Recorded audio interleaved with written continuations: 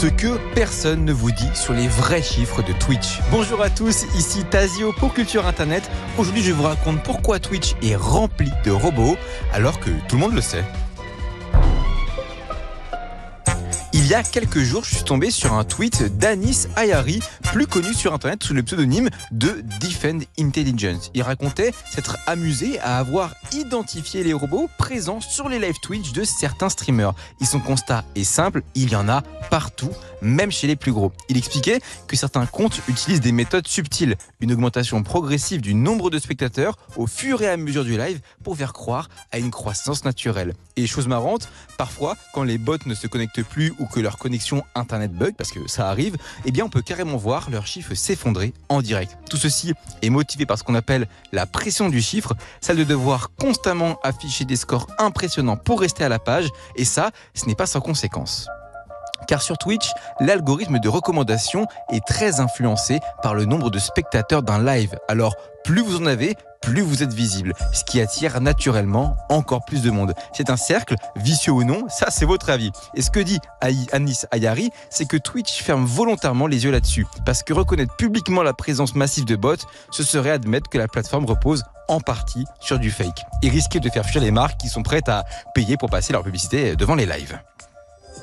Mais le botting, ça n'a rien de nouveau. C'est même une vieille ruse d'Internet. Depuis longtemps, par exemple, certains artistes trichent pour faire croire à leur popularité sur les plateformes de streaming. Dans la musique, c'est un sujet assez constant. De nombreux rappeurs en parlent même dans leurs textes pour se vanner entre eux. Les streams achetés pour obtenir des certifications, les faux classements pour impressionner les maisons de disques. Parce que avoir une chanson à 1 million de streams, même si la moitié est fausse, eh bien c'est suffisant pour qu'un curieux clique dessus. Et sur Instagram, eh bien c'est pareil. Des faux abonnés, des faux likes, des faux commentaires pour paraître influent et convaincre des marques de collaborer avec toi. On a même vu des tweets d'organismes politiques artificiellement gonflés pour simuler des soutiens populaires. À chaque fois, la même logique, la preuve sociale, le fait de faire croire qu'un contenu est bon parce qu'il est populaire.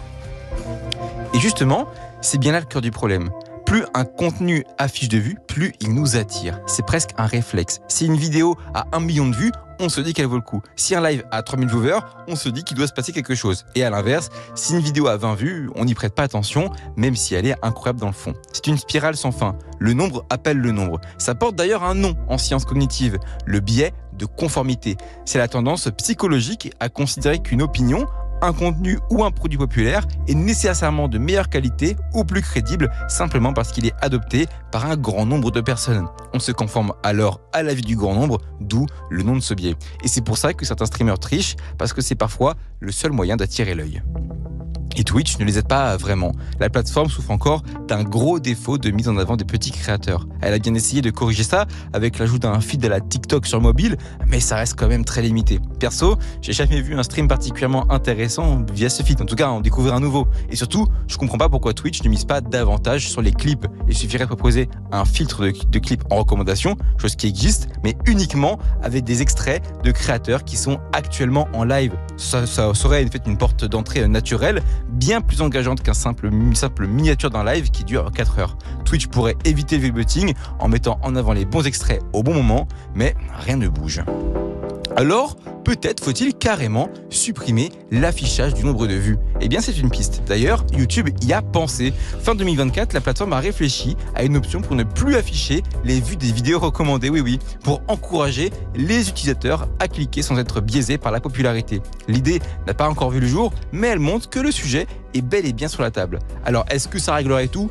Probablement pas, je pense sincèrement que ça ferait même beaucoup de mécontents car ça reste quand même une donnée intéressante, mais ce serait un premier pas vers une plateforme plus juste, moins dominée par les apparences. Enfin, il faut rappeler que ce n'est pas toujours la faute des créateurs. Certains sont viewbotés par leurs propres fans, parfois pour les aider sans qu'ils le demandent volontairement. Et même quand c'est volontaire, c'est souvent une réaction à un système qui les empêche tout simplement d'exister. Un créateur qui veut percer n'a souvent pas d'autre choix que de tricher un peu pour se faire voir s'il ne possède pas déjà des amis populaires qui sont prêts à le mettre en avant. Ce n'est pas le botting qui est le vrai problème, c'est la manière dont les plateformes favorisent les déjà célèbres. Finalement, la vraie fraude, eh bien, c'est un peu les algorithmes.